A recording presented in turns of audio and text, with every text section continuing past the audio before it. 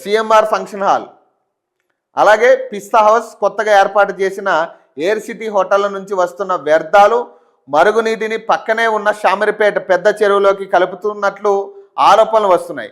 అంత పెద్ద ఎత్తున వ్యాపారం నిర్వహిస్తున్నప్పటికీ మురుగునీటికి ఎలాంటి స్టోరేజ్ లేదని తెలుస్తున్నది. మురుగునీరు కోసం కనీసం సంపు కూడా నిర్మించలేదని సమాచారం. నియోజకవర్గానికి తానే ఎమ్మెల్యే అయినందున తనను ఎవరు ఏమి చేయరనే ధైర్యంతో డ్రైనేజీ వ్యర్థాలను నేరుగా పైప్ లైన్ ద్వారా చెరువులోకి కలుపుతున్నారని స్థానికులు ఆరోపిస్తున్నారు. మల్లారెడ్డి నిర్వాహకంపై ఇప్పటికే మున్సిపల్ ఇరిగేషన్ అధికారులకు పలుమార్లు ఫిర్యాదులు అందినట్లు తెలిసింది. అయితే అతని రాజకీయ పలుకుబడిని చూసి చర్యలు తీసుకునేందుకు యంత్రాంగం జంకుతుందని ప్రచారం జరుగుతున్నది. మల్లారెడ్డి తీరు వల్ల మంచినీటిలో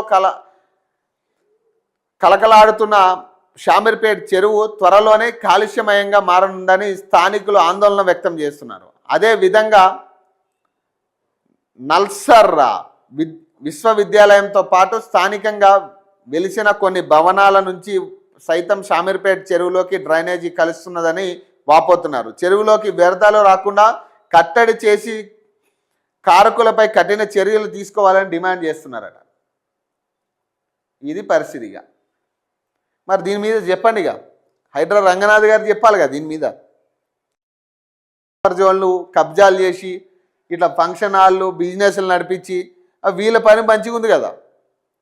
దాని మీద ఏదైనా రేకుల షెడ్ ఉంటే కొట్టేద్దరు. మరి ఇప్పుడు ఏదైనా రేకుల షెడ్ చిన్నోడో పెద్దోడు ఎవడో కొంత స్థలం కొనుక్కుని రేకుల షెడ్ వేసుకుంటే వాడిని కొడతాం. మనం చిన్న చిన్న హోటల్ వాళ్ళని కొడతాం, ఇల్లు కూలుస్తాం.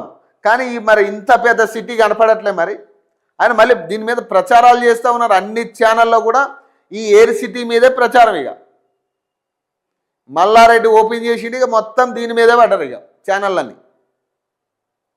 అదేదో పెద్ద ఘనకార్యం చేసినట్టే ఉంది. అదంతా బిజినెస్ చేస్తున్నాడు ఓపెన్గా. చూడండి, వ్యర్థాలు డైరెక్ట్గా పైప్ లైన్ ద్వారా డైరెక్ట్ చెరువులోకి. ఇక మరి ఇంత ఓపెన్గా పెట్టినప్పుడు మరి అధికారులకు ఎందుకు కనపడట్లే? ఎట్లా పర్మిషన్ ఇచ్చారు మరి అధికారులు దానికి?